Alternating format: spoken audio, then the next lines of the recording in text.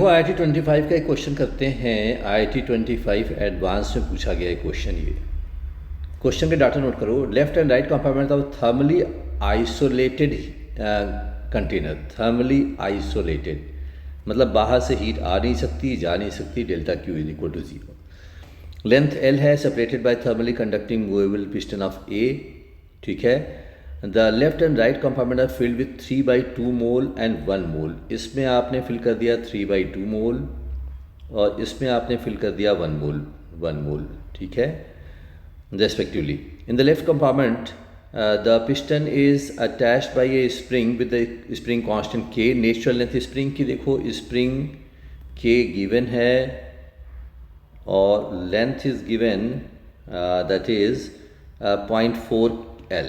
Length 0.4 L दिया है, इसका मतलब spring is elongated. Spring is elongated कैसे? क्योंकि ये डिस्टेंस इन्होंने 0.5 L दी हुई है। ठीक है, सो इलोंगेशन कितना है? डेल्टा L की वैल्यू हो गई 0.1 L।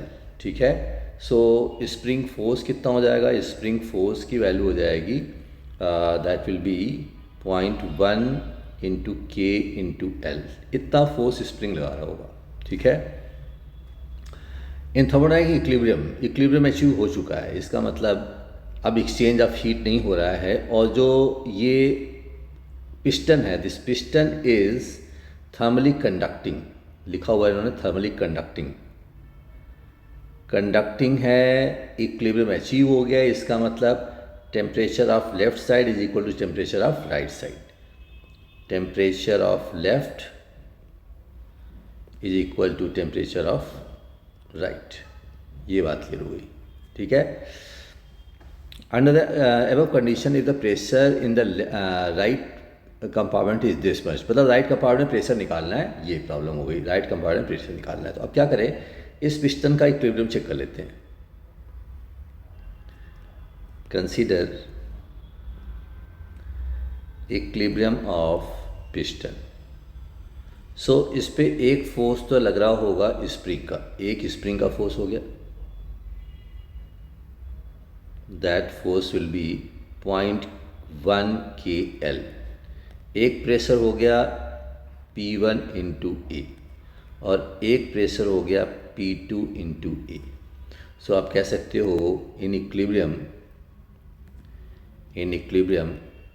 P1A minus P2A minus 0.1 KL। जब भी आप इक्वेशन लिखो डायरेक्शन के साथ लिखो, is equal to 0। So P1 minus P2 is equal to 0.1 KL by A। अब प्रेशर यूज़ कर लेते हैं ideal gas equation. P is equal to nRT upon V। So P1 की वैल्यू कितनी हो गई? 3/2 RT upon area into L/2, क्योंकि इसका वॉल्यूम हो गया एरिया इंटू L/2। ए हमने एरिया ले लिया, एरिया ऑफ क्रॉस सेक्शन। और P2 की वैल्यू हो गई 1 मोल गैस है 1 into RT divide by A into L/2। सो यहाँ पुट कर दो इन दोनों वैल्यूज़ को, आप यहाँ पुट कर दो इस इक्वेशन में। सो कितना आ गया? दो this become 2 gets cancel.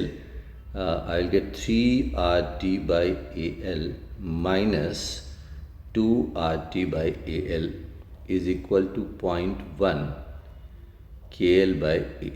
So that will give you RT by AL की वैल्यू आ गई 0.1 KL। ये A कहाँ से आ गया?